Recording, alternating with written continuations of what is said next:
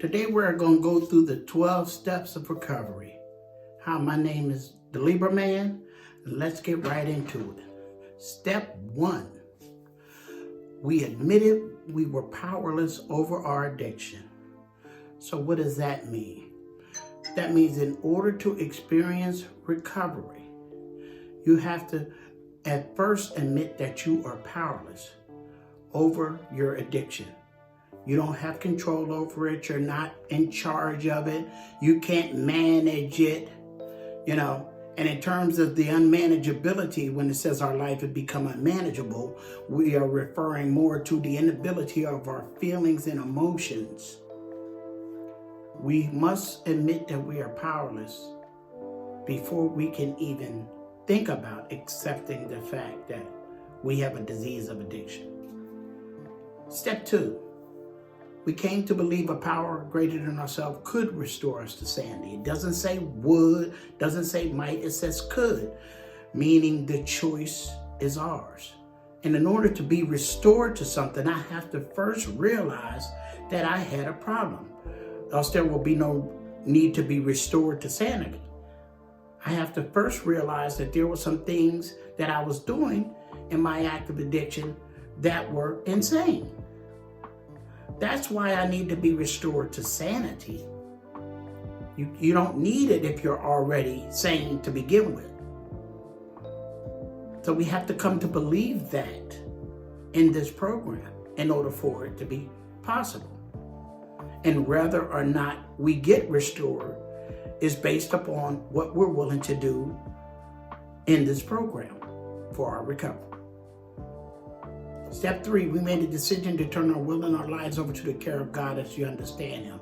Now, I know some people don't believe in God, whatever power that you believe in that's greater than yourself, because there's things that are greater than you. So whatever power you believe in that's greater than you, that's what I'm referring to. When you say that you turned your will and your life over to the care of God, as we understood Him, not I turned my will over to God. So let me give you an example. When you take a baby to the babysitter and you're headed for work and you give the babysitter your baby, you don't turn the baby over to the babysitter and give them to them. You turn them over to the care of the babysitter. You believe that they're going to be taken care of while you're away. When you return, you get your baby back. Same thing with your will. I don't believe that the power greater than ourselves that I believe in takes anything away from me and then gives it back. I believe that He's willing to take care of my will if I allow Him. Not take it and give it back and take it and give it back. Number 4, we made a searching and fearless moral inventory of ourselves, which is very similar to positive and negative, because a lot of us believe that we were either too good or too bad. A positive negative inventory in step 4 will allow you to see that you had good parts and you had parts that weren't so good, and that shows you the things that you can work on in your recovery to better yourself, because you wasn't perfectly good or perfectly bad. You were you in your active addiction. And now in your recovery, you have to be able to write all that stuff down, go over it with a sponsor, and be able to move forward. Step 5, we admitted to God, ourselves, and another human being the exact nature of our wrongs. What is the exact nature of our wrongs? Okay, if you know somebody that's in prison, they're in jail for something that they did wrong. But the exact nature of their wrong is whatever they did in order to get there. So our exact nature of our wrongs in our recovery is the things that we did and the character defects that we had, and the things we found in our 4th step that showed times that we were wrong in situations and to people. And by listing them, it prepares us for the rest of the steps, which leads us to step 6. We were entirely ready to have God remove our defects of character. So our defects of character is the things that we talked about in 4 and 5 that affect our character, how we act, how we talk, how we think, how we feel. All of those are surrounding our character. So once we look at our steps previously, we will see the patterns of things that we do and how things that we do was a defect in our personality. And those are the things that we want to remove. 7, we humbly asked him to remove our shortcomings. Those defects of character we talked about in 6. But what's the difference between a defect of character and a shortcoming? A defect of character is a car with 4 flat tires, and a shortcoming is trying to drive it. So our shortcomings are when we're acting out on the defects we have in our character. So we want to ask for those shortcomings to be removed so we can move forward. Step 8, we made a list of all persons we had harmed and became willing to make amends to them all. All we have to do in this step is become willing.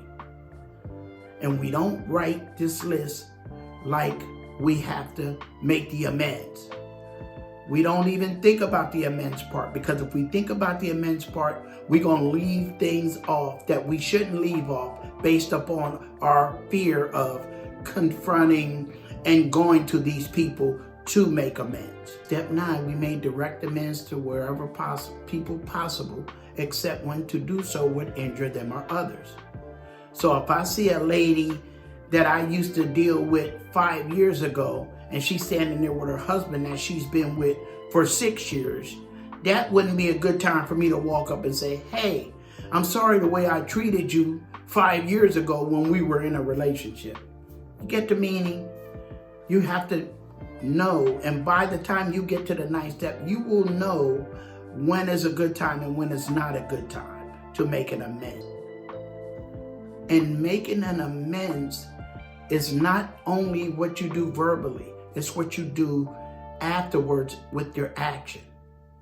If I come home every day from work and pop my wife upside the head and say I'm sorry and keep doing it, my actions aren't meeting up with what I'm saying when I say I'm sorry.